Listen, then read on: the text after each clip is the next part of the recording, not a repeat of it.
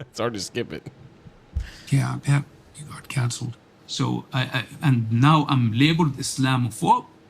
What Islamophobe? I'm confronting this thing, and I'm willing to die in its pursuit because there is no other way. Only the truth can set people free. Only the truth. The same thing with Palestine. It totally depends on the destruction of Israel in order for us to see what Palestine is. Yep. And the manifestation of Palestine requires the destruction of Israel. Same thing with the Islamic State. It requires the destruction of civilization, all civilizations combined, in order to achieve this global state called Khilafah. But we don't know how it is going to look like then. So we have first to die for them to live, then they can prove themselves. It's, if there is anything You have to die for them. That's the ideology. that defines madness, this is madness. But So you were hurt very badly when you were very young, and then you lived through the Intifada, and you were right beside the graveyard, and you decided that you're going to confront death relatively directly and overcome your fear of it. You were doing some religious experimentation really at the same time then. You said that you were testing out this hypothesis. You decided that you're going to... madness. But So you were hurt very badly when you were very young, and then you lived through the Intifada, and you were right beside the graveyard, and you decided that you're going to confront death relatively directly and overcome your fear of it. You were doing some religious experimentation really at the same time then. You said that you were testing out this hypothesis that there was torture in the grave. You did that alone because your friends wouldn't come along with you, which is like hardly surprising. So you said that you also decided with regards to being raped that the proper response to that wasn't to go after the person specifically who was responsible, but to go after something deeper than that, which was the belief system that gave rise to this problem. All right, so now you're 13. Are these ideas already in your imagination? Like when do you start sorting? When was it that you started sorting this out? some of them were in the form of feelings, just a gut feeling. I did not have the mean to express them, but I knew them. It was not coincidental that I could not tell my own father about this situation, but later on I knew that my punishment is death. So today I have the power to express myself. I didn't know everything at that time, but believe it or not, I felt it.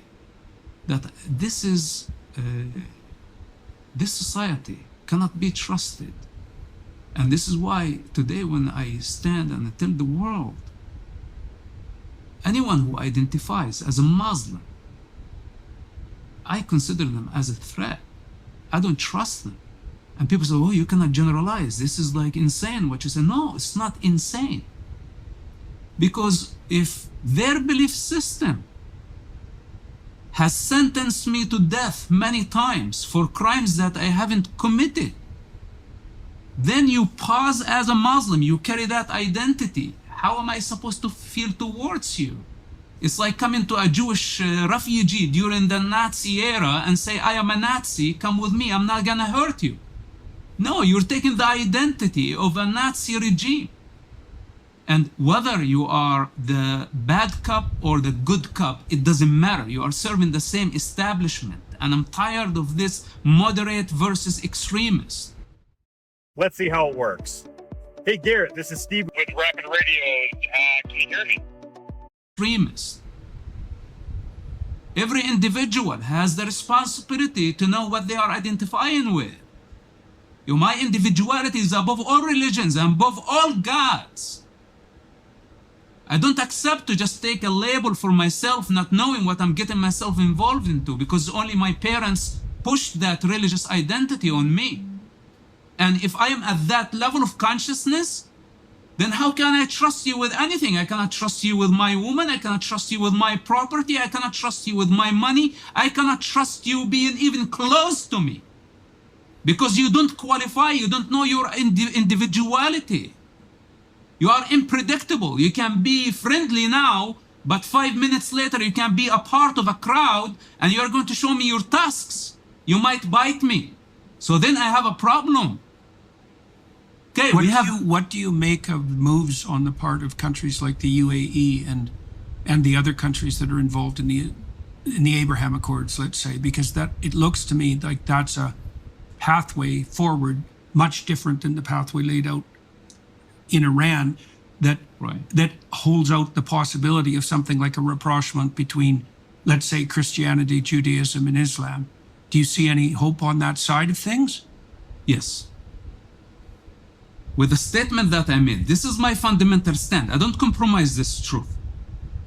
And I don't respect anyone who identify themselves as a Muslim in principle. Because why? Okay, but this is my fundamental stand because I aim to reform a generation. I need people to get out of their cave of delusion and think for themselves. Like, for example, I don't have a problem with the Sufis, and I don't have a problem actually with Muslims who don't pose as Muslims. They don't have to bring their religious identity as they are entitled to something. They want to intimidate me or maybe tempt me with something. Sincere, devotional people don't need a religious identity at all. And those exist in the Arab and the Muslim world. But also hypocrisy is the other side of the coin. I just did a seminar on the Gospels with some scholars, the same group that I walked through the story of Exodus with. You know, we spent 20 hours going through the Gospel accounts, and the biggest enemies of Christ are the religious hypocrites. That's the Pharisees in that story. And they're people who proclaim allegiance to God while acting in their own service, right? The deepest of all possible sins, right? To invert the moral order so that you serve yourself while claiming to serve what's properly put in the highest place, right? And there's no shortage of religious hypocrisy, and I think it is the worst of all possible sins because it inverts the cosmic order, right? It makes everything good subservient to what it is that you want, and that can be, obviously that's a problem faced by any religious system because any religious system can become overrun with hypocrites. But that's really what you're pointing to, is the distinction between hypocrisy and... It says in the Gospels that you shouldn't let your left hand know what your right hand is doing. And what that really means is that it's something like practice your devotion in solitude and secrecy and don't trumpet it. Don't make a show of it. The activists in the West are exactly the same sort of people, right? They're wearing their morality on a stick.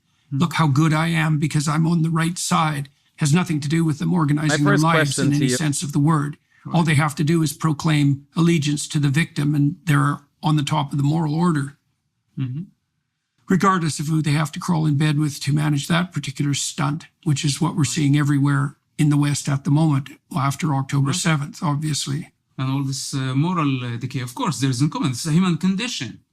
You know, this is why we're saying if we want to see the new man, if we want to integrate to a higher state of consciousness, then we need to drop this political correctness. What's the difference? It's the same thing. It's the same game. Yeah. You know, I was born in that That's why they end up on the same side. And I was born in that belief, like at least when it comes to me. I don't have the right to criticize my own belief system. And if I do, it becomes hateful speech. Who says this? This is my birthright to rebel and to criticize. This is what makes us superior to animals.